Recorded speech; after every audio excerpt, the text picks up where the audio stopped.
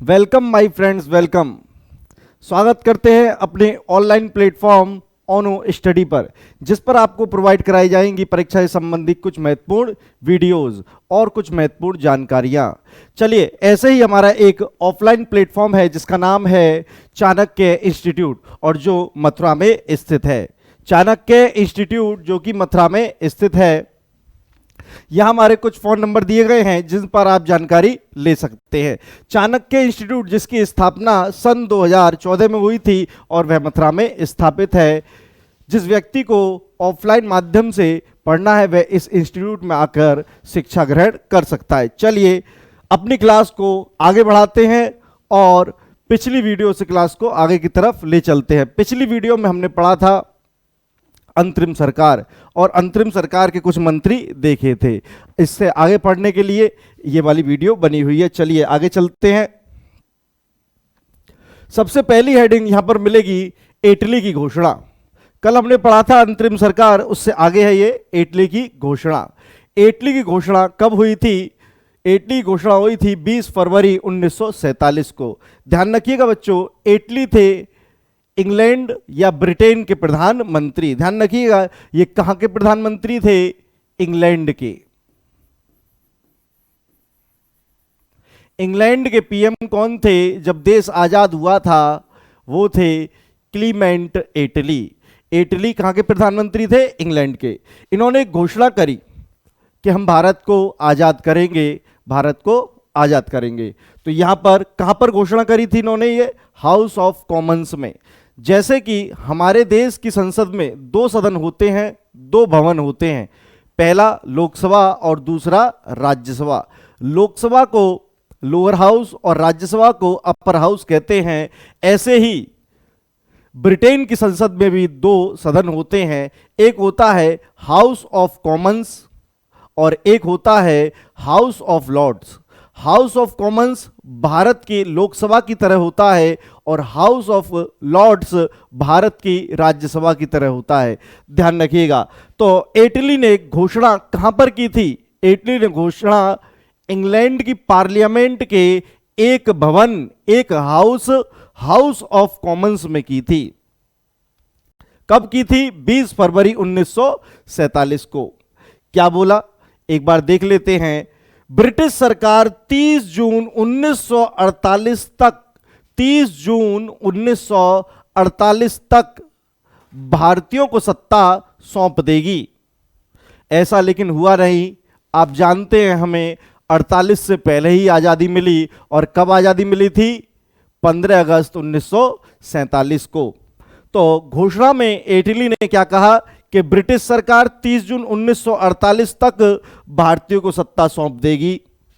और एक और काम किया गया, क्योंकि उस समय भारत के, जब इसने ये घोषणा की, इस समय भारत के वायसराय थे, वह थे लॉर्ड बेबल। जब एटली ने ये घोषणा की थी उस समय भारत के वायसराय थे लॉर्ड बेबल।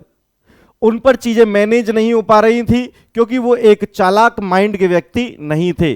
तो यहां पर एक शातिर और चालाक व्यक्ति को भेजा जाएगा जिसका नाम होगा माउंटबेटन। तो फरवरी 1947 में ही माउंटबेटन को भारत भेजा गया और लॉर्ड बेबल को भारत से बुला लिया गया। तो यहां पर दो काम हुए। पहली एक घोषणा की गई इंग्लैंड के प्रधानमंत्री के द्वारा, और दूसरा एक और काम किया गया, भारत का वायसराय या गवर्नर जनरल को चेंज किया गया। चेंज करके कौन बनाया गया? लुईस माउंटबेटन, जो कि एक चालाक सातिर व्यक्ति था। ध्यान रखिएगा, यहां पर दो काम हुए। एटली कौन थे? इंग्लैंड के प्रधानमंत्री थे। चलिए आगे चलते हैं, इसकी स्क्रीनशॉट ले लेना बच्चों। चलिए नेक्स्ट। माउंटबेटन आ चुका है भारत में। कब आया था? फरवरी में 1947 में। माउंटबेटन फरवरी 1947 को भारत आ चुका था। भारत आ चुका था। तो एक परिषद बनेगी, विभाजन परिषद। विभाजन परिषद, विभाजन परिषद। विभाजन परिषद कब बनी थी? 1947 में बनी थी। ध्यान रखिएगा, माउंटबेटन के आने के बाद ही विभाजन परिषद बनी थी। तो कभी भी क्वेश्चन आए कि विभाजन परिषद कब बनी थी, तो वह माउंटबेटन के आने के बाद यानी कि 1947 में ही बनी थी, फरवरी के बाद। तो यहां पर विभाजन परिषद, परिषद है यानी इसकी कोई अध्यक्षता तो करेगा। कौन करेगा इसकी अध्यक्षता, तो क्वेश्चन पूछा जाएगा। विभाजन परिषद की अध्यक्षता किसने की थी? विभाजन परिषद की अध्यक्षता किसी और ने नहीं, भारत के नए वायसराय, भारत के नए गवर्नर जनरल ने की थी। उसका नाम था माउंटबेटन। विभाजन परिषद का अध्यक्ष था माउंटबेटन। परंतु अध्यक्ष के साथ कुछ लोग भी होंगे जो कि इस बात पर चर्चा करेंगे। तो यहां पर कांग्रेस की तरफ से पंडित जवाहरलाल नेहरू और सरदार वल्लभ भाई पटेल ने इस परिषद में प्रतिनिधित्व किया, कांग्रेस का रिप्रेजेंटेशन किया, ध्यान रखिएगा। तो यहां पर माउंटबेटन इसके अध्यक्ष और कांग्रेस की तरफ से रिप्रेजेंटेशन कौन दे रहा है? पंडित जवाहरलाल नेहरू और सरदार वल्लभ भाई पटेल, ध्यान रखिए। चलिए आगे चलते हैं। यहां से एक ही क्वेश्चन आएगा कि विभाजन परिषद का अध्यक्ष कौन था। बच्चे कहीं जवाहरलाल नेहरू ना लगा लें, इसीलिए क्या बताया जा रहा है? Mountbatten. Next, Mountbatten plan. Mountbatten Bharat का गवर्नर जनरल था और भारत का अंतिम अंग्रेजी गवर्नर जनरल था। ध्यान रखिएगा, भारत का अंतिम अंग्रेजी गवर्नर जनरल कौन था या अंतिम वायसराय, अंग्रेजी वायसराय कौन था? वो था माउंटबेटन। तो माउंटबेटन ने आते ही, क्योंकि माउंटबेटन के कान में एक बात बोली गई थी कि भारत के टुकड़े करने हैं, भारत को बर्बाद करके आना है, तो उसी लक्ष्य की प्राप्ति को प्राप्त करने के लिए माउंटबेटन भारत आए थे। जबकि एटली ने कहा था कि 48 में आजाद करेंगे, लेकिन माउंटबेटन आके 47 में ही आजाद कराकर चला गया। भला वो भारत के नेताओं का जो सिर्फ एक ही टुकड़ा हुआ, नहीं तो माउंटबेटन भारत के कितने टुकड़े करने आया था? लगभग 500 टुकड़े करने आया था। ध्यान रखिएगा, इसकी अभी बात मालूम पड़ेगी, आगे बताएंगे। प्लान बता रहा है ये अपना। माउंटबेटन प्लान कब आया था? माउंटबेटन प्लान आया था 3 जून 1947 को। इसे हम क्या कहते हैं? माउंटबेटन प्लान, या इसे हम कह सकते हैं 3 जून योजना। 3 जून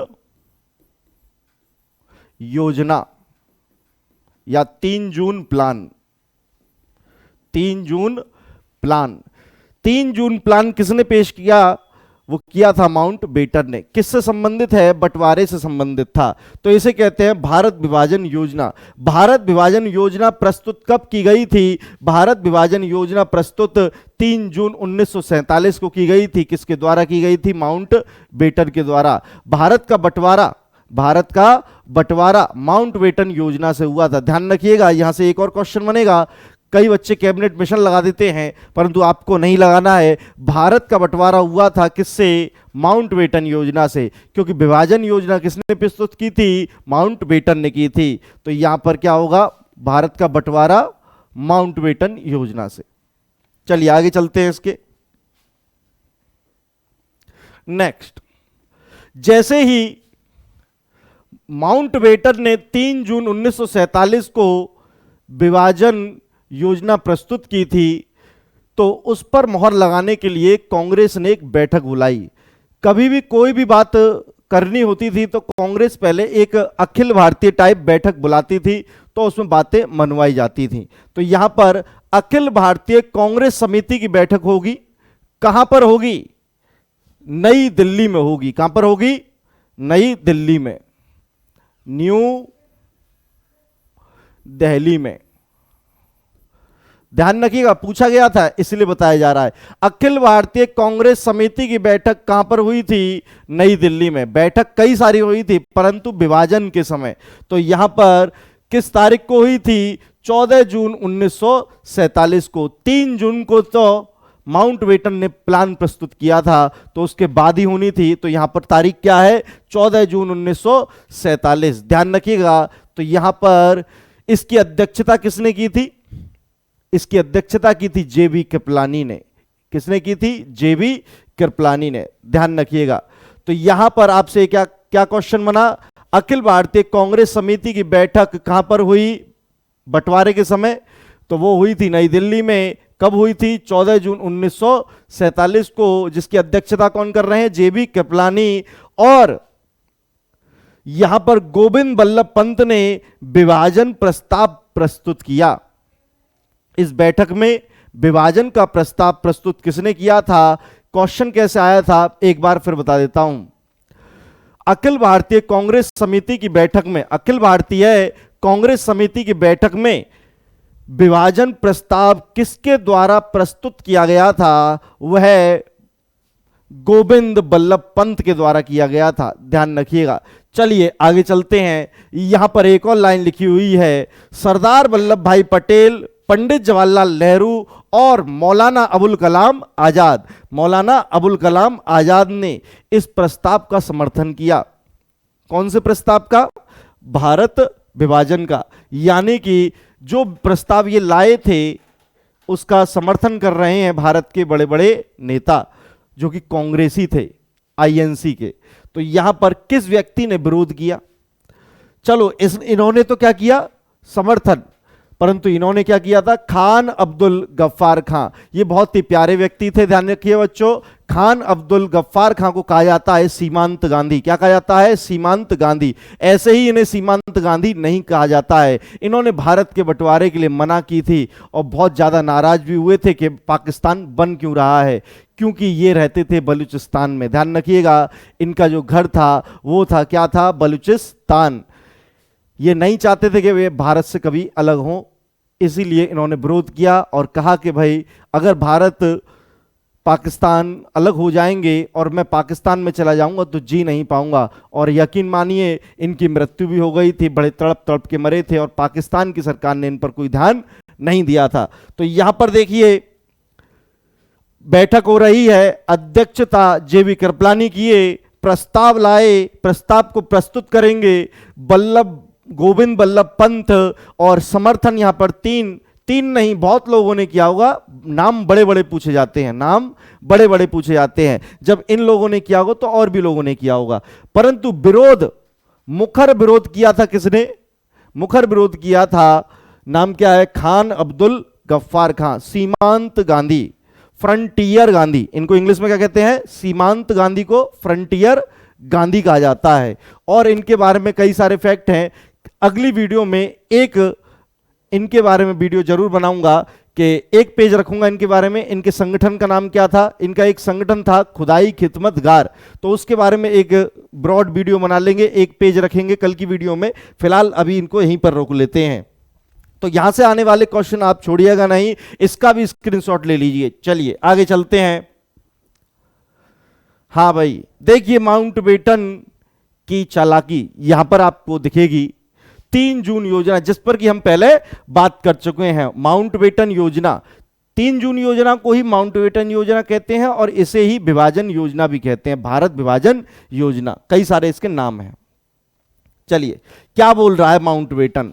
उससे पहले आप इटली को सुनो। फरवरी में इटली क्या बोला था? 20 फरवरी को इटली क्या बोला था? वो बोला था कि 48 तक आजाद कर देंगे। परंतु ये व्यक्ति यहां पर आके क्या बोला कि जो ट्रांसफर ऑफ पावर है, सत्ता का हस्तांतरण, यानी कि ब्रिटिश गवर्नमेंट इंडियन को क्या दे देगी? पावर दे देगी। कितने तारीख को?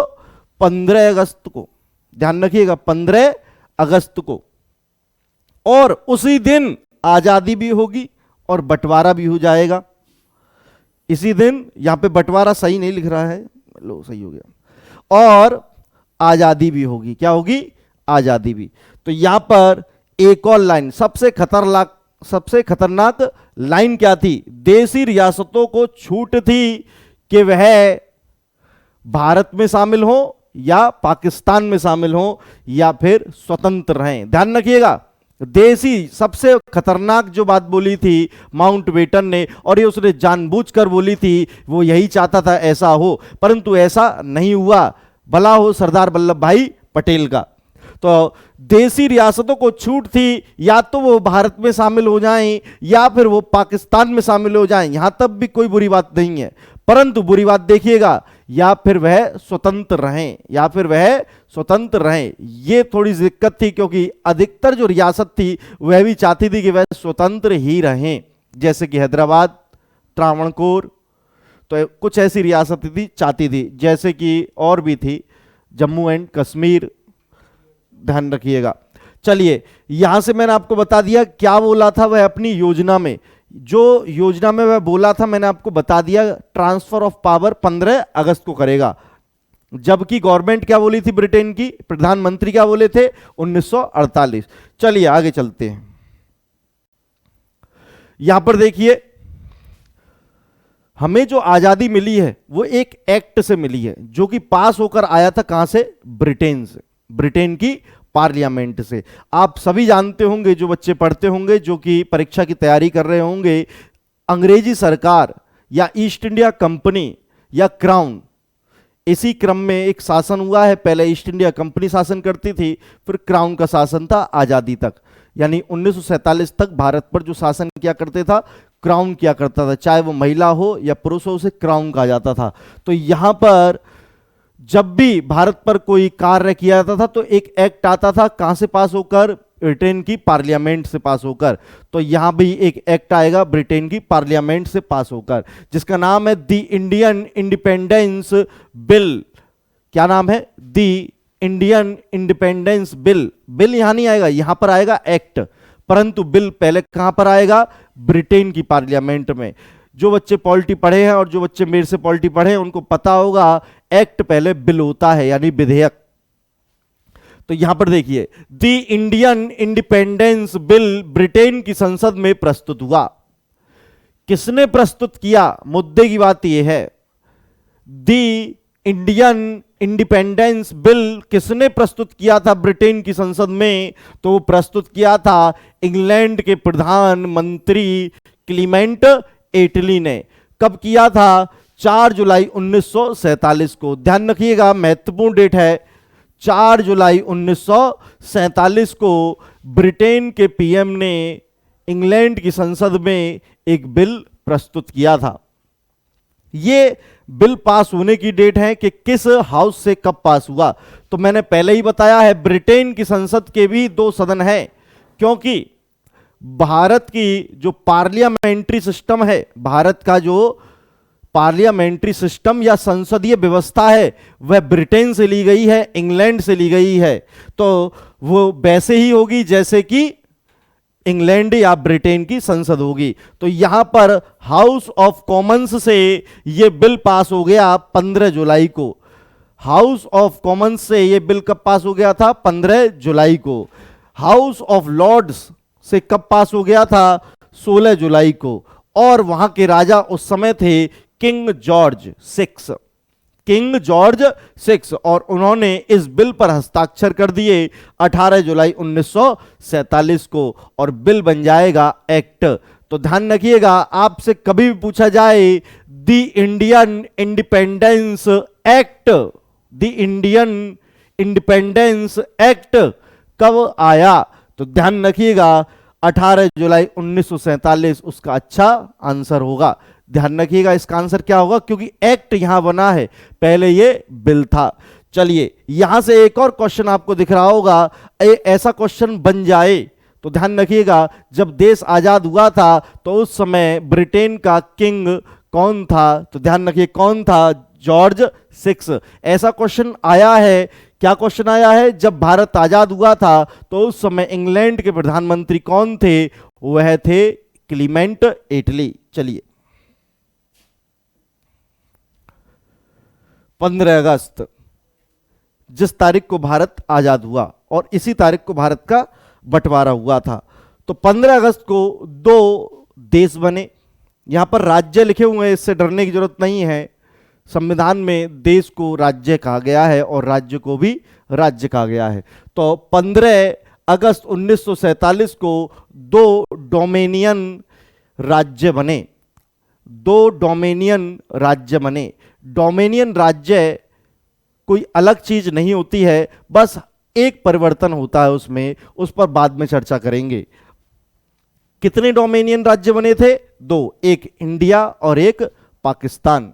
और दोनों डोमिनियन राज्यों में दो व्यक्तियों को उच्च पदों पर रखा गया था। कौन कौन थे? भारत में डोमिनियन राज्य जो बना था भारत, उसमें गवर्नर जनरल बनाए गए माउंटबेटन। जब भारत आजाद हुआ तो उस समय राष्ट्रपति का पद नहीं था।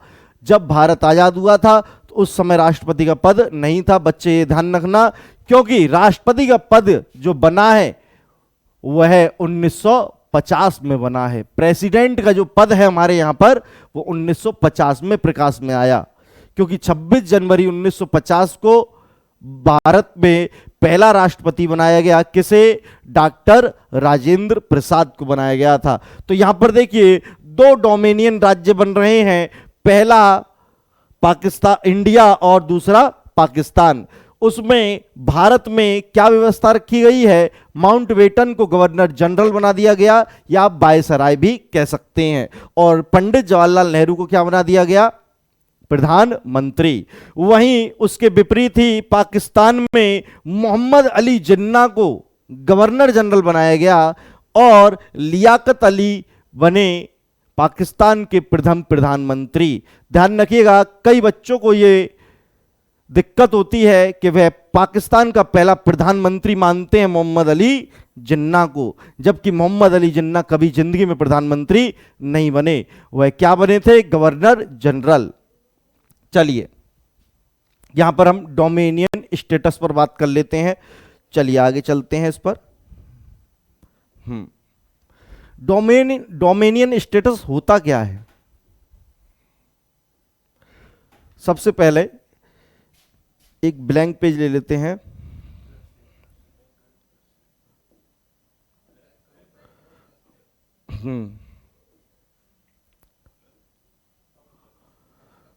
यस,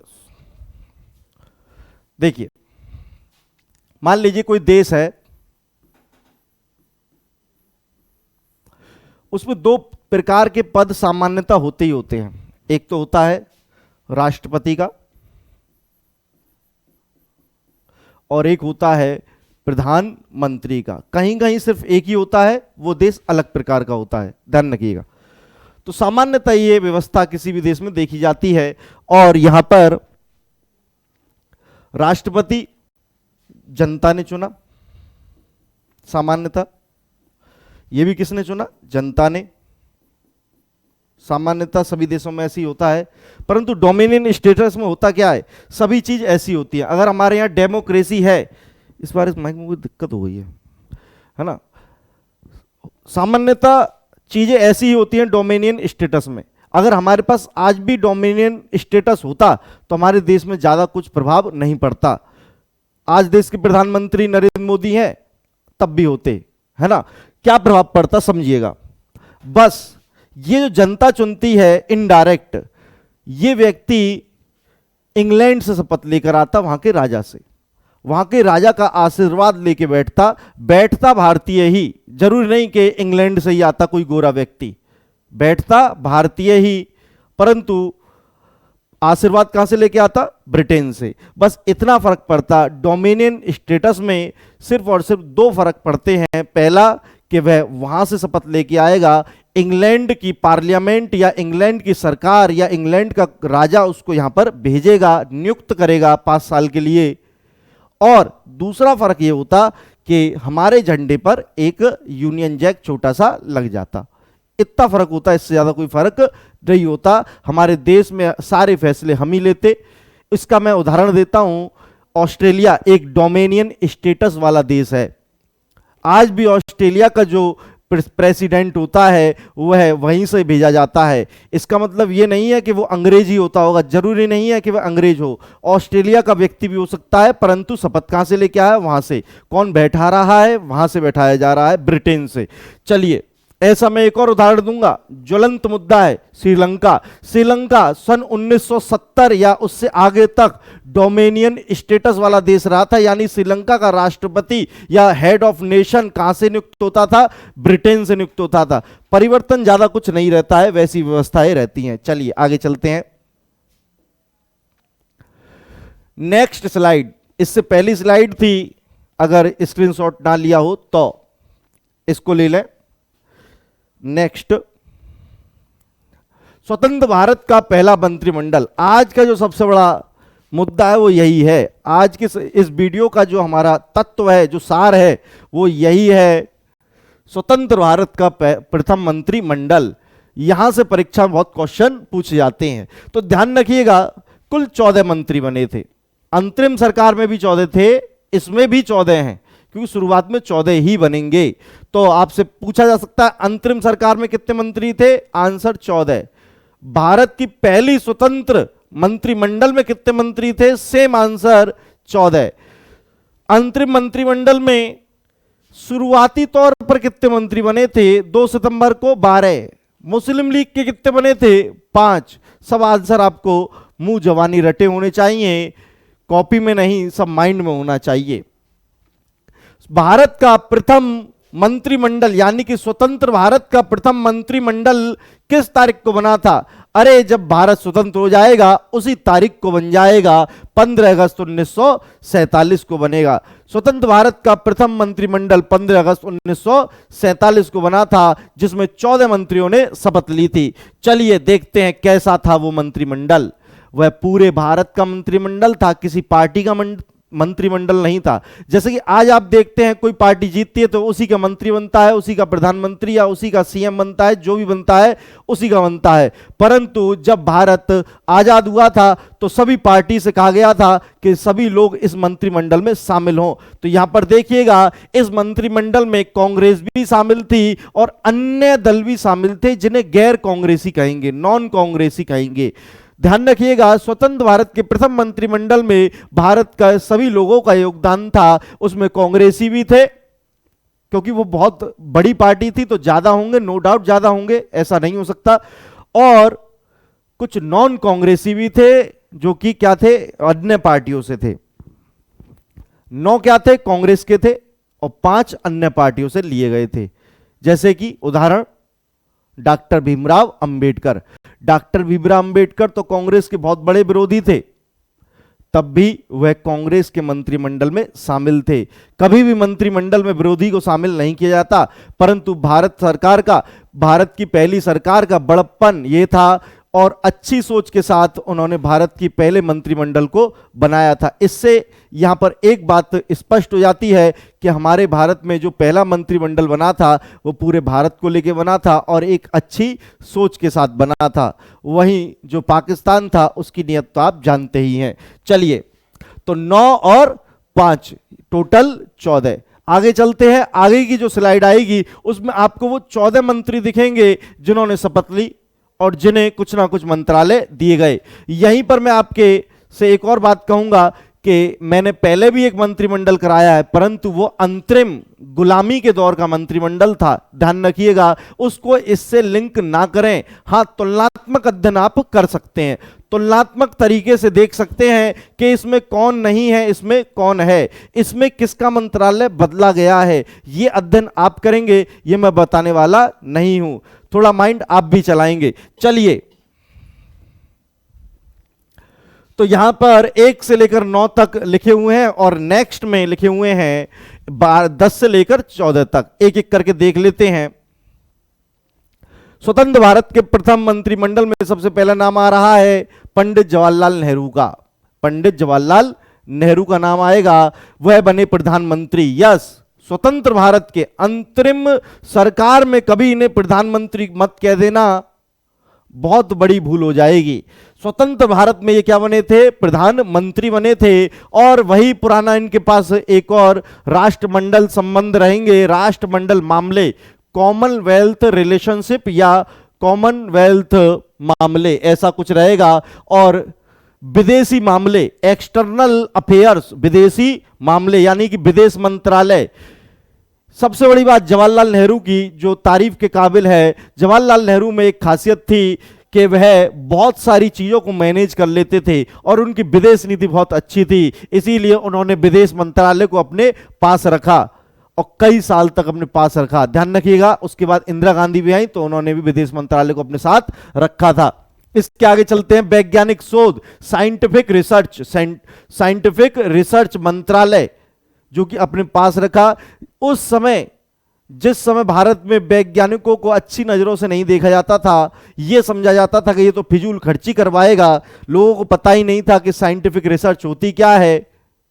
यहां पर जवाहरलाल नेहरू ने सभी वैज्ञानिकों में जो साइंटिस्ट थे उनमें एक उत्साह जगाया और कहा कि भाई ये डिपार्टमेंट मैं अपने पास रखूंगा, डायरेक्ट मुझसे डील करिए। तो एक और मैं आपको बात बता दूं, जब से लेकर आज तक एक प्रथा बनी हुई है कि जितने भी साइंटिफिक रिसर्च वाले काम होते हैं वो डायरेक्ट प्रधानमंत्री की नजरों में होते हैं। चाहे वह इसरो का चीफ क्यों ना हो, इसरो का चीफ डायरेक्ट प्रधानमंत्री से बात करता है। उस परंपरा को कायम रखा गया है क्योंकि हमारा पहला प्रधानमंत्री इस चीज के बारे में सोच रहा था, वैज्ञानिक शोध के बारे में सोच रहा था। ध्यान रखिएगा किसके बारे में सोचा, सोच के बारे में देखिए, वैज्ञानिक शोध। वही मोहम्मद अली जिन्ना इसी समय अपने देश में उर्दू को मातृभाषा बना रहे थे। देखिए कैसे कल्याण होगा इस देश का। तो ध्यान रखिएगा हमारा जो प्रधानमंत्री वो वैज्ञानिकों के बारे में सोच रहा है और पाकिस्तान का गवर्नर जनरल उर्दू अप्लाई कर रहा है। और दूसरा नाम है सरदार वल्लभ भाई पटेल। इन्हें बनाया गया गृह मंत्री, यानी कि इन्हें दे दिया गया होम मिनिस्ट्री और बने ये भारत के पहले। एक और बात, यहां पर जितने भी व्यक्ति हैं वो सभी प्रथम हैं। यहां पर जितने भी व्यक्ति हैं उनके आगे प्रथम लगेगा। First finance minister of India, first defence minister of India, first education minister of India, ऐसे कुछ फर्स्ट ही फर्स्ट आएंगे। अंतरिम में फर्स्ट मत लगाना, अंतरिम में हमेशा क्वेश्चन अंतरिम लगाकर पूछा जाएगा। तो यहां पर देखिए भारत का पहला प्रधानमंत्री तो रहे पंडित जवाहरलाल नेहरू और भारत के प्रथम गृह मंत्री रहे सरदार वल्लभ भाई पटेल। और ये सूचना एवं प्रसारण मंत्री भी थे। सूचना एवं प्रसारण मंत्रालय को कहा जाता है कम्युनिकेशन एंड ब्रॉडकास्टिंग मिनिस्ट्री, ध्यान रखिएगा। और राज्यों के मामले दे दिए गए स्टेट अफेयर्स। आप जानते हैं सरदार वल्लभ भाई पटेल राज्यों को समझाने में एकदम बढ़िया काम किए। क्या काम किया था, एक रियासत थी हैदराबाद भारत के बीचों बीच दक्षिण में, कह रही थी कि शामिल नहीं होंगे, डंडे के जोर पर शामिल करा लिया और सिर्फ एक ही बहाना लगाया, पुलिस कार्यवाही। ध्यान रखिएगा इस बात को। उस पर कभी अन्य वीडियो बना लेंगे। उस घटना पर एक ऑपरेशन हुआ था, आई थिंक पोलो था, उस पर बाद में देख लेंगे। तो यहां पर डॉक्टर राजेंद्र प्रसाद तीसरे व्यक्ति, डॉक्टर राजेंद्र प्रसाद तीसरे व्यक्ति, इनको बनाया गया खाद्य एवं कृषि मंत्रालय दे दिया गया। ये बन गए भारत के पहले फूड मिनिस्टर। क्या मंत्रालय दिया गया, फूड एंड एग्रीकल्चर मिनिस्ट्री। और ये भारत के पहले एग्रीकल्चर मिनिस्टर हैं या फिर पहले कृषि मंत्री हैं या फिर पहले फूड मिनिस्टर, खाद्य मिनिस्टर। जॉन मथाई रेलवे एवं परिवहन, भारत का पहला रेल मंत्री, भारत का पहला रेल मंत्री और वर्तमान मंत्री भी याद कर लेना, ध्यान रखिएगा। भारत का पहला श्रम मंत्री जगजीवन राम, भारत का पहला श्रम मंत्री कौन थे, जगजीवन राम थे। सरदार बलदेव सिंह चोकर, सरदार बलदेव सिंह चोकर रक्षा मंत्री बने। देखिए इनके नाम में ही दम लग रहा है, ये वाला याद करना बहुत आसान है। सरदार बलदेव सिंह हमारी रक्षा करेंगे, नाम में लग रहा है बहुत दम लग, इनके नाम में बहुत दम लगता है। रक्षा मंत्री यानी रक्षा मंत्रालय दे दिया गया, डिफेंस मिनिस्ट्री। CH भाभा को क्या दिया गया, वाणिज्य मंत्रालय, कॉमर्स मिनिस्ट्री। मौलाना अबुल कलाम आजाद शिक्षा एवं कला, education and art ministry, Bharat का पहला शिक्षा मंत्री। करोड़ों बार पेपर में क्वेश्चन आ चुका है, अब तक ये करोड़ों बार पेपर में क्वेश्चन पूछा जा चुका है, गिन मत लेना बस। आर.के. षणमुगम शेट्टी, आर.के. षणमुगम शेट्टी भारत के पहले वित्त मंत्री। ध्यान रखिएगा ये वाला क्वेश्चन आपको याद होना चाहिए, भारत का पहला वित्त मंत्री कौन था। वैसे तो सभी याद होना चाहिए इसमें। डॉक्टर भीमराव अंबेडकर, यहां से बहुत अच्छा क्वेश्चन आता है, भारत का पहला कानून मंत्री, लॉ मिनिस्टर या विधि मंत्री कौन था, वो थे डॉक्टर भीमराव अंबेडकर। राजकुमारी अमृत कौर, ध्यान रखिएगा यहां पर एक और ट्रिक काम आ सकती है। राजकुमारी हैं, स्वस्थ रहना चाहती हैं क्योंकि अमीर हैं, अपनी हेल्थ पर ध्यान देंगी, तो यहां पर ये स्वस्थता पे ध्यान देंगी, हेल्थ पर ध्यान देंगी, तो इन्हें हेल्थ मिनिस्टर बना दो। और एक और फैक्ट है, इन सभी पुरुषों में एक ही महिला दिख रही होंगी आपको, तो यहां पर भारत की पहली महिला कैबिनेट मंत्री, भारत की पहली महिला मंत्री कौन थी? राजकुमारी अमृत कौर स्वास्थ्य मंत्री बनी, ये हेल्थ मिनिस्ट्री इन्हें दी गई। रफी अहमद किदवई संचार मंत्री बना दिया गया इन्हें। रफी अहमद किदवई को क्या बना दिया गया? संचार मंत्री। डॉक्टर श्यामा प्रसाद मुखर्जी को उद्योग एवं आपूर्ति, उद्योग यानी कि इंडस्ट्री एंड